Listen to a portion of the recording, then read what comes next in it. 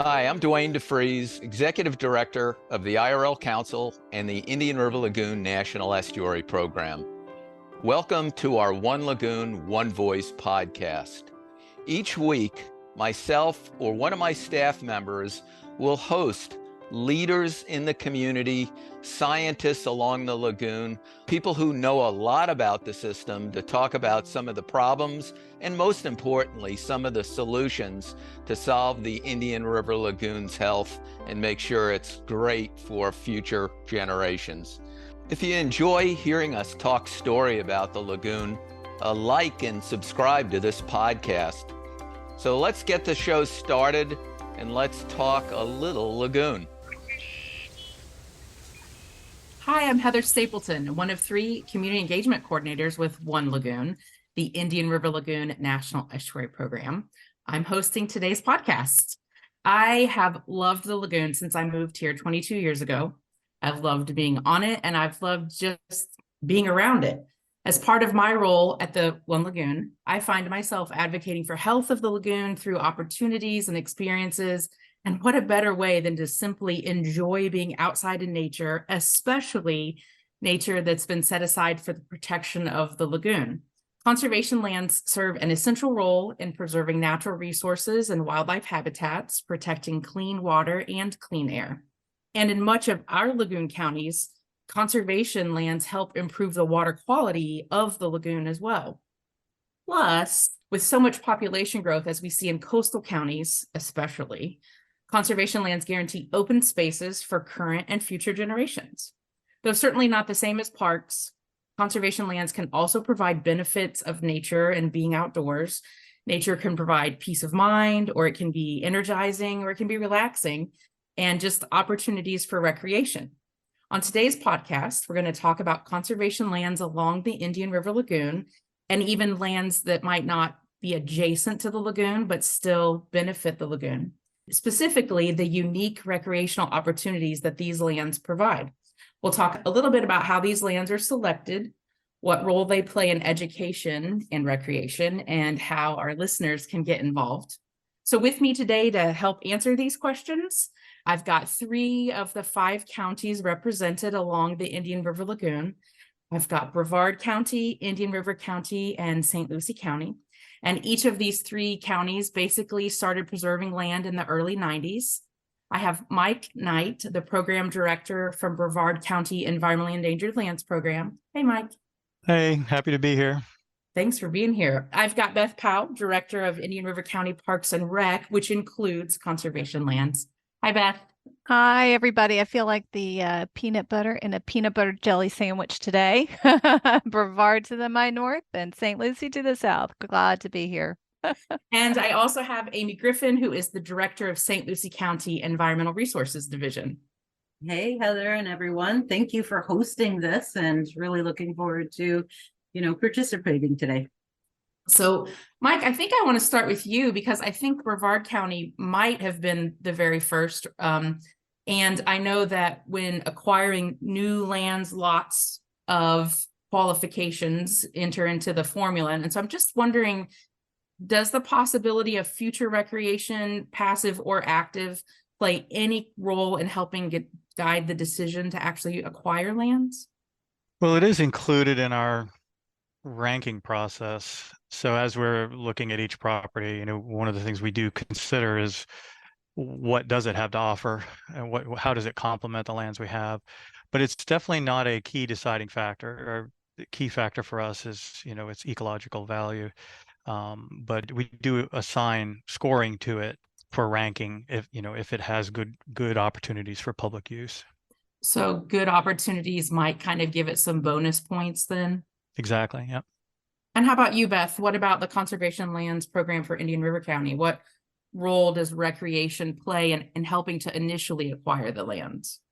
I think recreation historically has played maybe a little bit larger role for us. We're a slightly smaller county in terms of lagoon front and ocean front, compared to Brevard County. We're a little bit younger county than St. Lucie and Brevard County. And so I think our focus even though the aspect of recreation maybe would not be the driving force, I think it maybe is weighted a little heavier in our county. And of course, that's passive recreation. And I think we're really focused on the passive recreation aspects as opposed to active recreation. But even in some of our conservation areas, we acknowledge that some properties that were purchased, for instance, on the South Bronx Slough, were so degraded from agricultural historic uses that it was important for us to recognize the fact that it might not be restorable. It might not be a practical thing for us to restore those properties. And so we actually put in green space. So that might be a little bit different. Yeah, that all makes good sense. And I assume it's somewhat the same for you, Amy, in St. Lucie County. Yeah, absolutely. The same as Brevard and Indian River County. First and foremost, when we're looking at acquiring land for conservation purposes, we look at the ecological value more than anything. And so high quality, native, rare habitats rank the highest. But of course, as you know, once it's identified, we always factor in what recreation potential is out there. And as we're developing the properties, we try to factor in, okay, as Beth said, you know, this area over here is suitable for restoration. So we're going to focus on restoration. However, this area over here has been impacted heavily in the past. So that's where we're going to focus our recreation uses. So, you know, that's typically the thought process, how things are developed. But I'm going to let you in on a secret. Just like Beth and Mike, mostly we go for grants to match our acquisition dollars. So, you know, we'll talk about our bonds a little bit later probably, but, you know, we have our bond funds and we don't like to spend those without leveraging them with outside funding sources. And the primary funding source we've used historically is Florida Communities Trust for forever funding from the state. And when you're writing those grants, they want to see public access and recreation. So we're almost driven to get creative and put those uses in. And we want to do things, as Beth spoke about, not ball fields or volleyball courts or tennis courts or anything like that. I mean, the recreation we're talking about is hiking trails and real low impact compatible uses with the land. So it's always a factor, but it's not the primary driving factor for acquisition. Yeah, and in that, those grants or grant reviewers, I should say, like to see that public access and recreation component. It always makes me wonder, is it helpful to have public access and passive recreational opportunities in educating people about why we want to even acquire land? I mean, I know a lot of people think, well, why should we preserve this land if we never get to use it? Mike, what do you think? Is it helpful having public access and passive recreation as a kind of like an educating the public? Oh yeah, I mean, I think it's very critical to what we do. You know, we strive to have access on every site we can. The only time we wouldn't would be as if for some reason the site is portion of a site or a small site, you know, near another site is just not legally accessible, you know, for people. You know, that doesn't happen very often. But yeah, I mean, we think it's critical that people go out and visit the sites. We have to focus on making sure the experience is a passive experience, and that's challenging for people sometimes. And you know, with changes in the types of uses that are out there, especially with things like electric bikes these days, you know, it's the lines start to get blurred on some of that stuff. But yeah, I think it's a very, very important thing to what we do, and it's important that we facilitate that as best we can. Mike, that's interesting that you bring up electric bikes. It's something that I hadn't even thought about. So one, Mike, would you consider biking in general a passive use? We do generally. It really depends on the site, which has something more to do with the size of the site and the conditions of the site. So the substrate, if it can handle biking. The challenge we have these days is, you know, we generally allow mountain biking. We have a couple sites that have some hard surface trails along the perimeter, so we allow that as well. The challenges we're running into these days is with the versions of electric bikes that are throttled. Since we don't allow motorized vehicles, you know, a throttled electric bike would be classified for us as a motorized vehicles, but you've got Right. class 1, 2, and 3 bikes. Class 1s are the motor only works if you're pedaling, versus 2 and 3, you have a throttle option, so you don't have to pedal. And if we feel that we allow those, then you have to let electric motorcycles in and all kinds of things. So it gets complicated, and it'll probably continue to get even more complicated.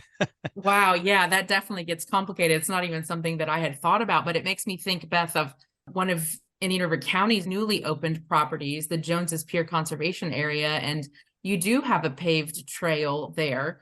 And so when is biking considered passive or just not allowed? It's so funny that you brought this up, because we were just talking about this in staff meeting yesterday. So we're talking about signage and how do you convey messages to the public in a way that's effective, that's easy, that's simple, that's enforceable. And it's so funny because I said, we don't need to have signs anymore that say no inline skating. I mean, people might be inline skating, right? But the impact to the resource, whether it's a sidewalk or a park, isn't what it was 25 years ago, 30 years ago. And so use changes over time, recreational activities change over time. And as Mike had mentioned, e-bikes are now something that we have to address. It didn't exist before, literally did not exist before. So we don't have signs. We say no motorized vehicles. Well, what does that mean? What do we mean? Do we mean the little uniwheels?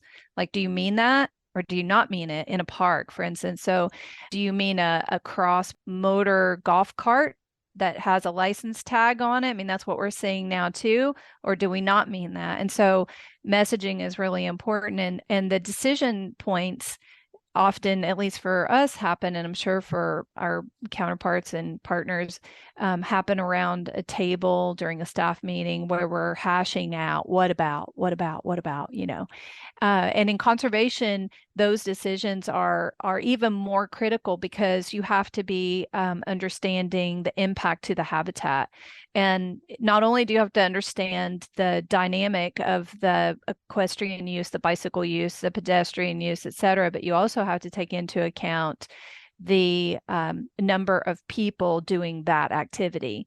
So for instance, at Jones Pier, we have a milled trail, a 1 mile milled trail. In that particular instance, it's not the trail surface so much that we're worried about, it's the width of the trail. So it's a true recreational capacity. You can't have 4 or 3 people walking and get buzzed or clipped by bicycle.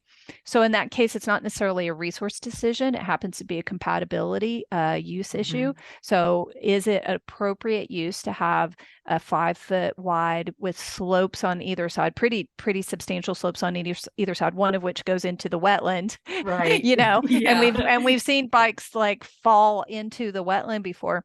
And we don't want anybody going for a swim, whether they're no walking swims or biking, no swimming. Appropriate use is definitely something that we look at. But again, it's these conversations, and then it has to do with what's the demand out there. Are people asking for it? Because sometimes you can. I know one of our conservation areas, we allowed a mountain bike club to come in along a canal bank. Again, appropriate use, appropriate location. They were willing to maintain it. Oh, that was a nice little added bonus that they were willing to help maintain it. Yeah, exactly. And the folks that are using that then become our advocates for conservation. They become our advocates for protecting places like this. And they also become our eyes and ears in the outlying areas, because they're moving much more quickly through a larger area. So we were finding out, hey, you've got palmetto berry pickers out here, or hey, I'm seeing something illegal over here, or you've got a deer stand. It's almost like they take a sense of ownership too of the property. Absolutely. Especially if they're volunteering and they're creating something that belongs to them. They're more vested in the project. And so they want success as well. Yeah. So, and Amy, I heard you kind of agreeing with some things that Beth was saying. Have you found the same thing, like citizens helping to take a little bit of ownership and pride in the properties that they visit?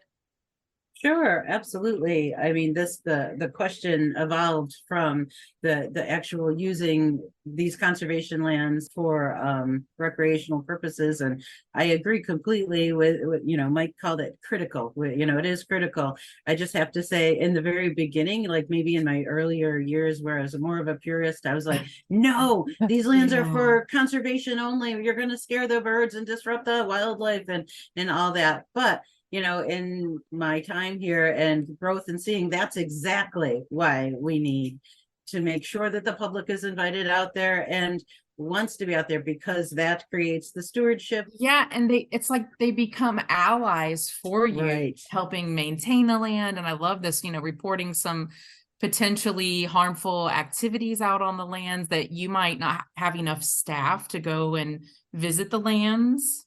That's exactly right. We kind of turned this situation where, I'm sure you all know, you get the frequent callers to tell you exactly what's wrong out there and where a limb has fallen or where somebody, dumped their trash in the parking lot.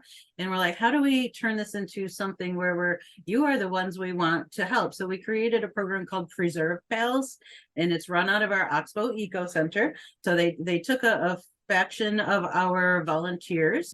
They're amazing down there at the Oxbow Eco Center, getting volunteers. They have like over 600 volunteers going. Oh my gosh, at any that's one remarkable. time. It is. But what has really helped is they have like job descriptions and, matching people's interests with our needs, not just, showing up and what can we keep you busy with today? No, it's okay. That's what you're interested in. This is your assignment. And we're starting to grow beyond the Oxbow properties, thank goodness, to the other 20 plus preserves throughout the county. And so we have fillable forms. They go out to the site, they tell us what they've done, everything from, removing the limbs on the trails to picking up the garbage in the path. But just like Beth said, keeping the eyes and ears, we can't be everywhere. We're all, I'm sure, woefully understaffed. So just to let us know that there's a suspicious car and they appear to be, they're carrying loppers off into the woods and they have like the bags. So we're pretty sure they're after saw palmetto berries. Yeah.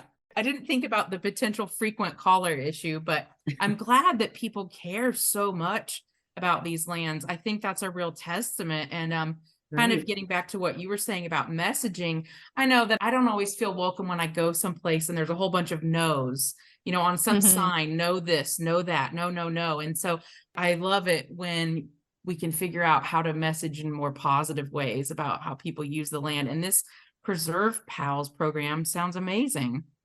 Absolutely. And they're actually, while they're on the preserve, they're engaging public as well. One of the issues. So every preserve, we do allow bicycles except the Oxbow Preserve. So that's interesting. Yeah. Yeah, limited capacity thing. We also allow dogs on every preserve. So people think their dog is outside.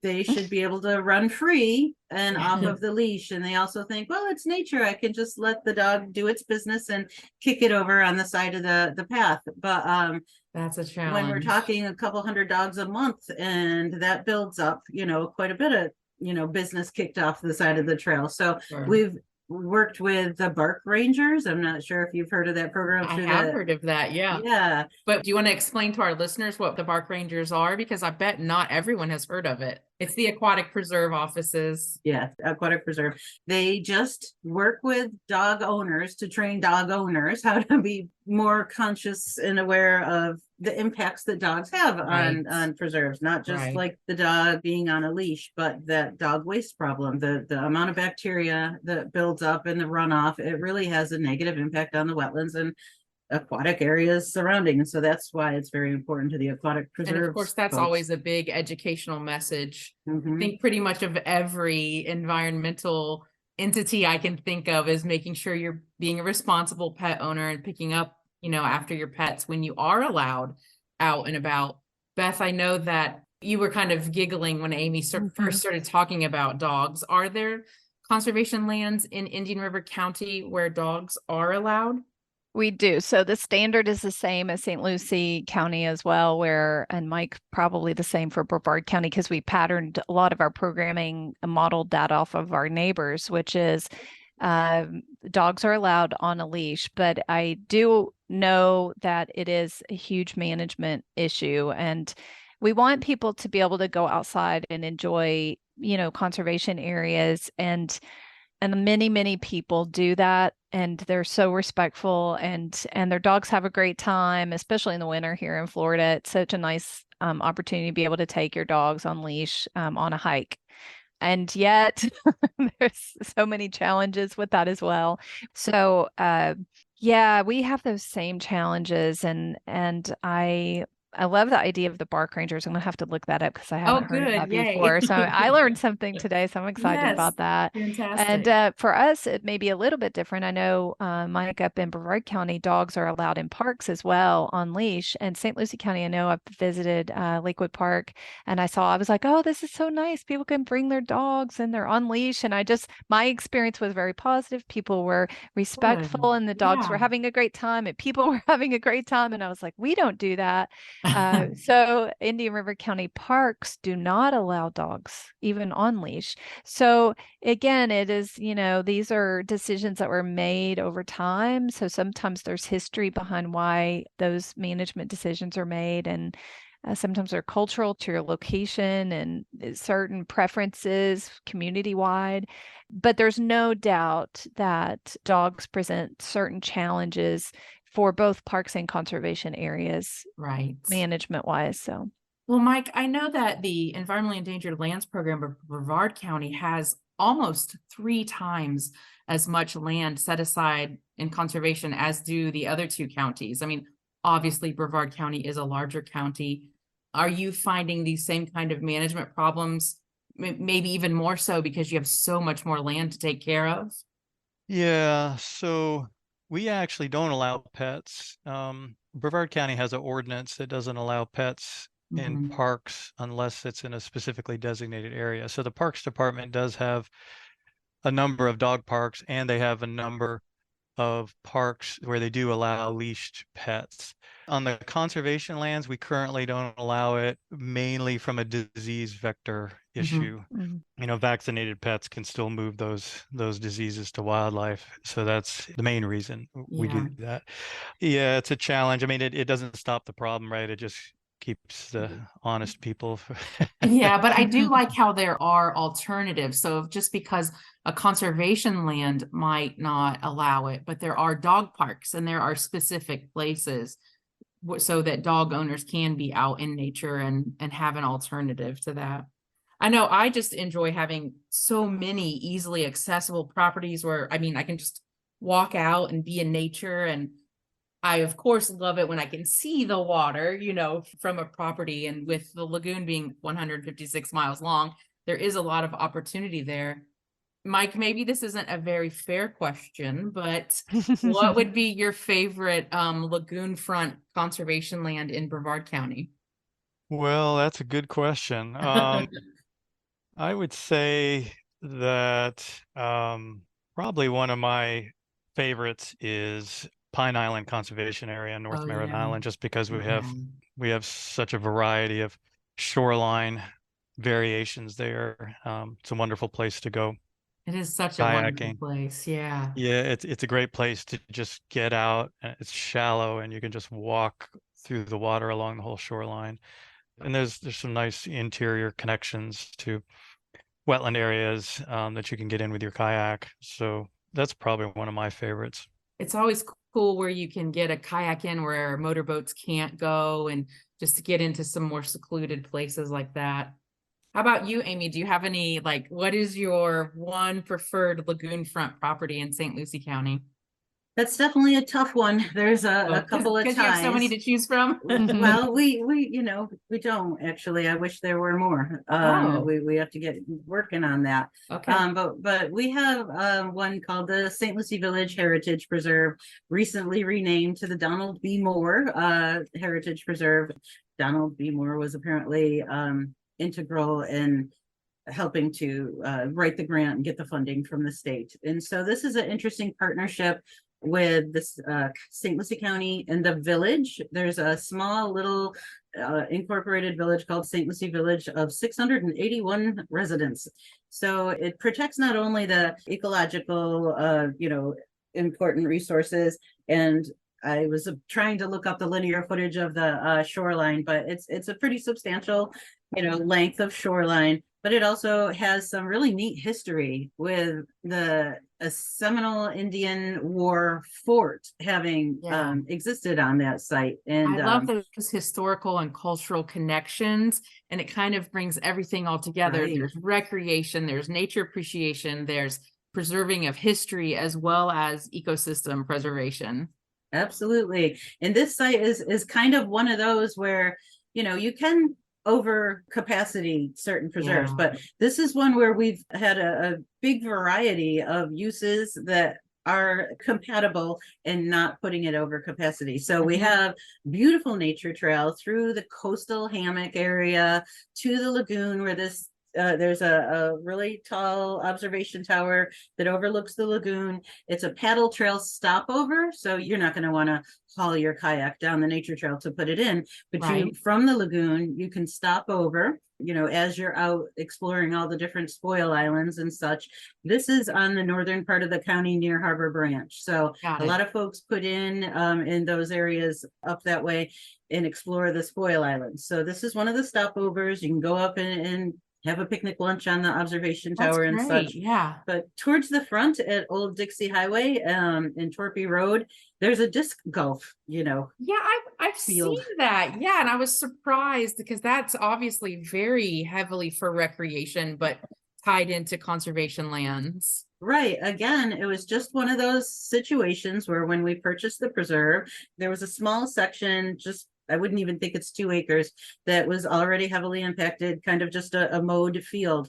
And it was perfect. The disc golf community approached us, asked us to put in 9 holes. That's kind of their minimum. And so we put it in, and it just became like really a hot spot. And again, one of those, well, you've got user groups that are out there picking up trash. We don't put garbage cans at preserves, so we're you know, we don't have the staff to go and empty them, but if a group wants to adopt a preserve, they can put the garbage can in, and then they take care of emptying the garbage can. They're doing that. They're keeping an eye on the preserve and trimming trails, and it's just took advantage of this amazing opportunity to make something a little bit more than it might have been otherwise. Absolutely. And how about for you, Beth? What's your favorite conservation land that provides recreational opportunities near or on the lagoon in Indian River County?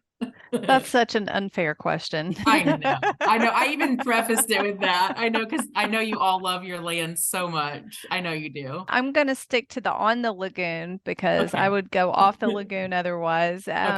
I think I'm going to have to go. I'm glad I was last because I really had to think about that. But I think I really just have to stick with Pelican Island National Wildlife Refuge. I mean, it encompasses the history of our county, the history of the lagoon, the history of the beginning of conservation efforts in the country. I know. I get the goosebumps because I do too. Beth, we get to call it home. You know, it happened right here in Indian River County. That's right. And, you know, when I see in November, it's usually the second week of November, if you're early, and definitely the third week of November, you start to see the white pelicans come in. And I just feel like so blessed to be in an area where when I was getting excited about conservation as a college student and knowing that was really my career path. And I was explaining to my daughter, who's 18, turning 19 now, and she's kind of trying to find her way.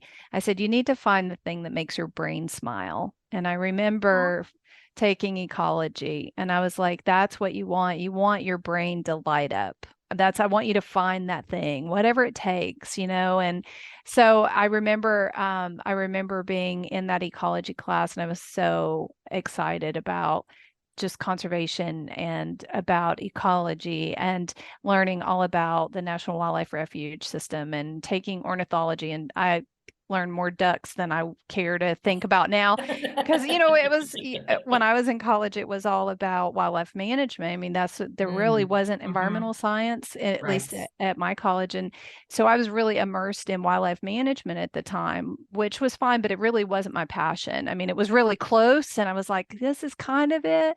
So to have been immersed in that in an academic setting, and then to be fully engaged in that, not only in my career, but to live in the community where all of that kind of was birthed.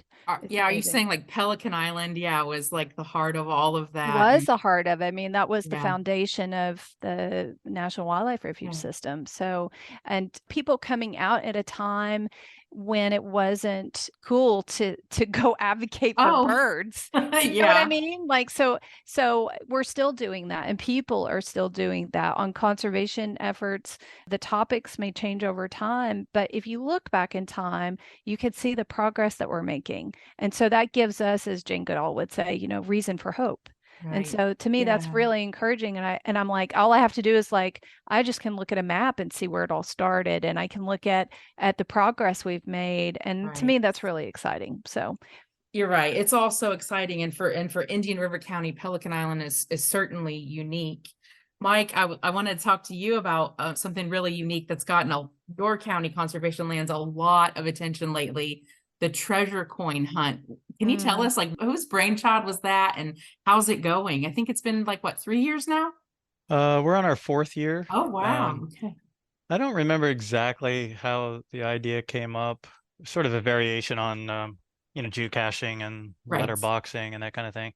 So yeah, so what we do is we have these each year. We have about 100 to 150 coins made. They're about like silver dollar size metal coins, and we pick a different creature, a native species, and we put that on the coin, and then we build up through Facebook the whole idea, and then over the course of a few weeks, we'll go out and hide the coins, usually about, I don't know, 6 or 8 per site across 3 or 4 different sites. And then we'll put clues out, and it's all you get is the name of the site, the trail map, and you get a photo of each location. Which So can be a little bit cryptic sometimes, by the way. right, yeah, that's Yeah. the point, right? Yeah, Right. so you give them one photo that the coin is always, it's somewhere in that photo roughly. It's always going to be 10 feet, no more than 10 feet from the trail. Right. And Mm. yeah, it's very popular. We run out of coins really quick. And so do you think that's helped get some new people out, or at least get some new attention to your properties? Oh, absolutely. I mean, I can't say for sure, how many people are new versus people who go there regularly, but Right. we hear so much more from people because we ask everybody to let us know, so we can tell their story, and of course, and then as they're found, we will re-hide coins back in those same locations so multiple people can find them. But the repetitively. finders get to keep the coins. You just you hide additional ones. Is that correct? That's right. Yep. Okay. Yep. And then Yep. Beth, I know you guys in Indian River County, you have a new way of engaging people, a little more tech heavy, but it includes sharing stories, which I love. And that's your use of the app called Outer Spatial. Can you tell us just a little bit about that? Yeah, I'd be happy to. So Outer Spatial is a free to the user application that can be put on a smartphone, a device, or you can also look it up on the computer. It's supported on Androids and also Apple devices, as well as like an iPad or a tablet.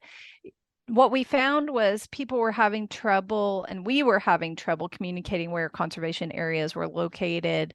And as technology has improved over time, we were trying to find a way to create more seamless transaction between I'm visiting here or I live here and I want to go somewhere. And then also to be able to tie all the educational information into a site specific, because signs get vandalized. I'm not sure. I think people eat brochures. I don't know where they all go. I'm convinced. I'm like, I mean, if people are really reading that many brochures, then we have some pretty spectacular, educational outreach.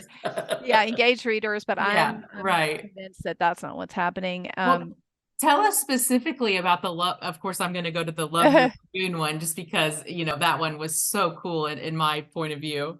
So yeah, some of the other applications that are out there are you have to pay for them, or the data is user driven. So people can add things like trails that don't exist or inappropriate information. And obviously being county government, we all have to comply with public records requests and public records. And so we want to be sensitive to the information that we're providing to the public. So we wanted people to have a place where they could gain information that was credible. And so that's how we found Outer Spatial. And we've been so pleased with the company and so pleased with the response. But one of the components, aside from just being able to geolocate yourself while you're on a trail, geolocate a trail close to you and see what's there and get feedback. They have a social media component to it. So you can see, people can say, hey, the trails are muddy. I mean, it's just the communication is so cool. But one of the things that we can do is we can build challenges into that. And we're still learning it and we're still, kind of perfecting that. But one of the ones that we did was Love Your Lagoon, which was, an idea around Valentine's Day to promote an appreciation and to really get people out to conservation areas that they hadn't been to before. So by going to the app, they could log in that they had visited different conservation areas, and then they could share their experience and get credit for having visited different conservation areas. And we also did a scavenger hunt, and there'll be momentum behind that. The more people who use it, share it, et cetera. Yeah. So, and I like the fact that the challenges are different. So there was one that was all about mileage, but there was another one like, how many of these places can you visit? There was another one, how many things can you find? And so it's a nice variety. So it's not just for people who are physically fit, trying to get in as many miles as possible, because there are all kinds of challenges. Exactly. All different kinds of things. And the thing we were really trying to generate was use of the app, because we figure if you at least have access to the app, then getting out to a conservation area, even if you don't do it today or tomorrow, you're going to be like, oh, it's a nice day, because I mean, right now it's a little hot, a little mosquito-y. We are all going to be like, but if I have the app and if I've used it, and somebody comes into town and they're saying, what can we do today?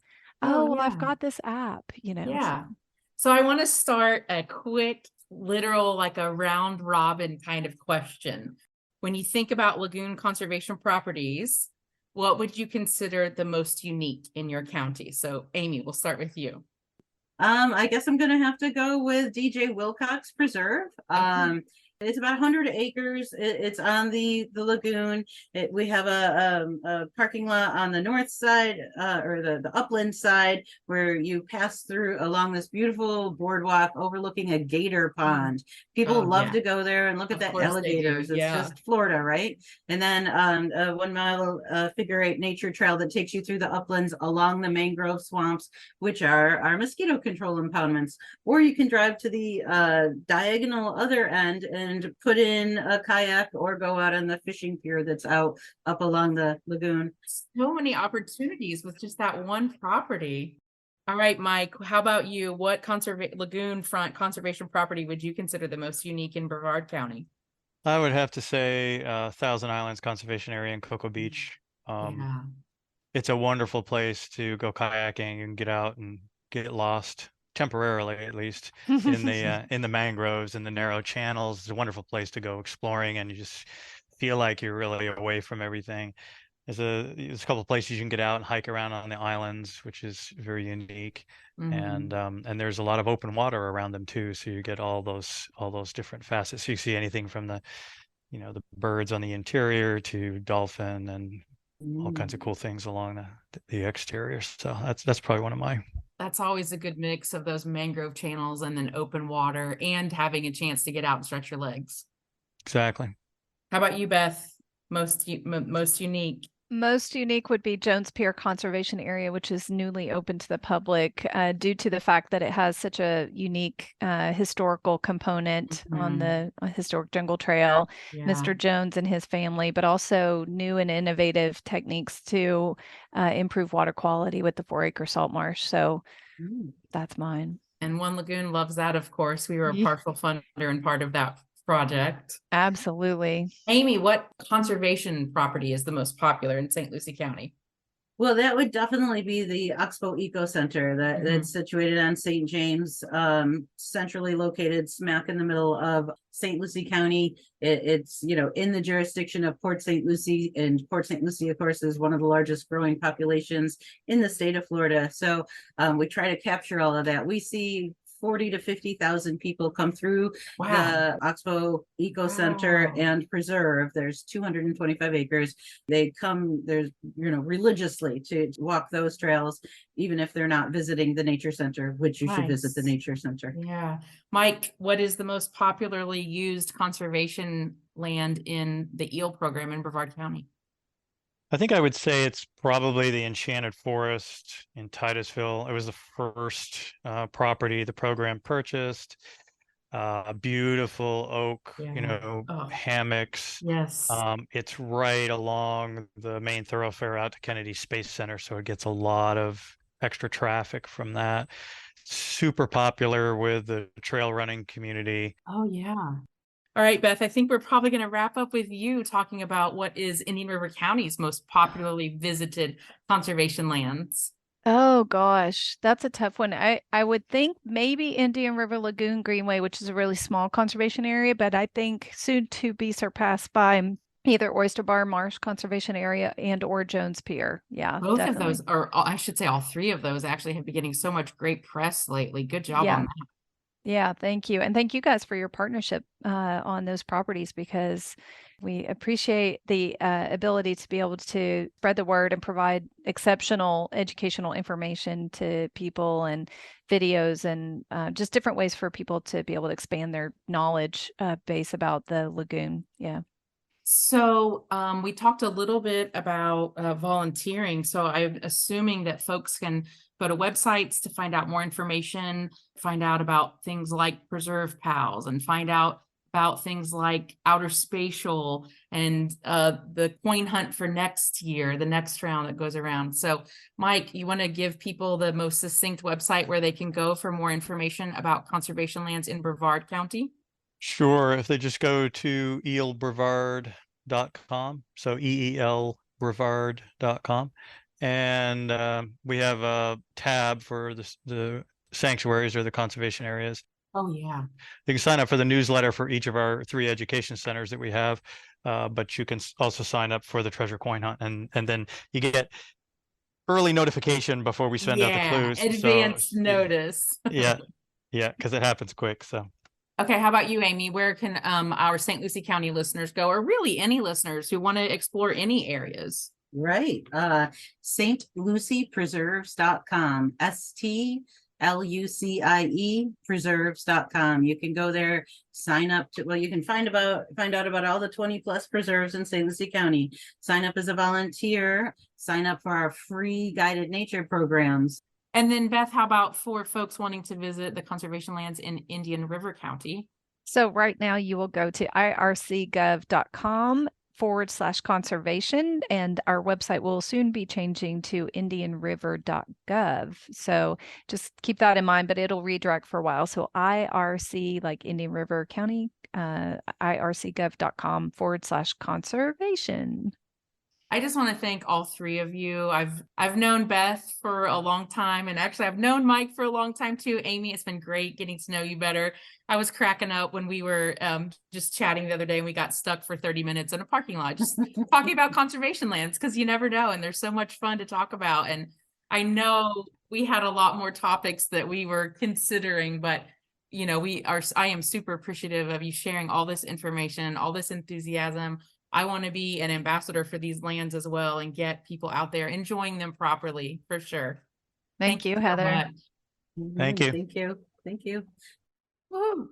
If you gauge success by listeners wanting to go visit these places, I am realizing I need to get out of St. Lucie County and go visit Indian River County and Brevard County. I've not been out of our county for a while, so I'm like, oh my gosh, I got to get up there. Yeah. Well, thank you for hosting this. Good to Thank see you you. guys. And I know all three of you are so busy. I really appreciate you fitting us into your schedules. Absolutely. Happy to do it again. Pleasure. Thanks, guys. If you enjoyed these discussions about the Indian River Lagoon, please like and subscribe to this podcast. To learn more about the Indian River Lagoon National Estuary Program, how you can get involved with volunteer opportunities or tips on living lagoon friendly, or even support lagoon restoration, you can go online and purchase our amazing One Lagoon merchandise. Visit us at One Lagoon, that's ONE lagoon.org. Another really great way, we're all excited about this right now, to support lagoon restoration efforts is to purchase the newly redesigned Indian River Lagoon license plate. The license plate has already helped raise about $8 million for lagoon restoration projects since its inception, and that was the old design. So we're super excited about the new design. To stay informed about lagoon news and upcoming events, please follow us on Facebook, Twitter, and Instagram at One Lagoon. We look forward to communicating with you, hearing all about your amazing visits to conservation lands in the Indian River Lagoon area.